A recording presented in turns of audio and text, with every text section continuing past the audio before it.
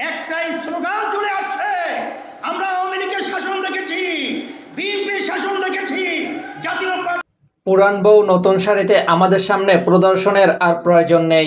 রেজাউল করিমের মন্তব্যে রাজনৈতিক অঙ্গনে ব্যাপক আলোচনা। লক্ষ্মীপুরে এক জনসভায় তীব্র রাজনৈতিক সমালোচনা করেছেন ইসলামী আন্দোলন বাংলাদেশের আমির মুফতি সৈয়দ মোহাম্মদ রেজাউল করিম। তিনি বলেন, আওয়ামী লীগ, বিএনপি ও জাতীয় পার্টির শাসন আমরা দেখেছি। নতুনভাবে পুরান বউ নতুন শাড়িতে আমাদের সামনে প্রদর্শনের প্রয়োজন নেই। শুক্রবার সন্ধ্যায় লক্ষ্মীপুর এন আহমদিয়া সরকারি প্রাথমিক বিদ্যালয় মাঠে পিআর পদ্ধতিতে জাতীয় নির্বাচন সহ 5 দফা দাবিতে আয়োজিত এই জনসভায় প্রধান অতিথির বক্তব্যে এই মন্তব্য করেন তিনি। রেজাউল করিম বলেন, ইসলামী আন্দোলন বাংলাদেশ এমপি, মন্ত্রী বা সম্পদের জন্য রাজনীতি করে না। তারা রাজনীতি করে ইবাদতের উদ্দেশ্যে, আল্লাহর হুকুম প্রতিষ্ঠার লক্ষ্যে। তার অভিযোগ, জনগণ বারবার ধোঁকা খেয়েও দেশের চাঁদাবাজি, খুন, দুর্নীতি, টাকা পাচার বন্ধ করতে পারেনি। দেশকে সঠিক পথে আনতে হলে ইসলামকে রাষ্ট্র ক্ষমতায় আনতেই হবে বলে জানান তিনি।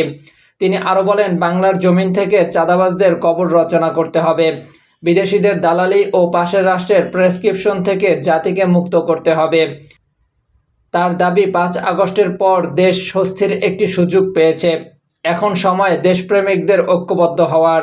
রেজাউল করিমের ভাষায়, জালেম, চাঁদাবাজ ও বিদেশি তাবেদারদের উৎখাত করে দেশকে স্বর্ণের দেশে রূপান্তরিত করতে হবে।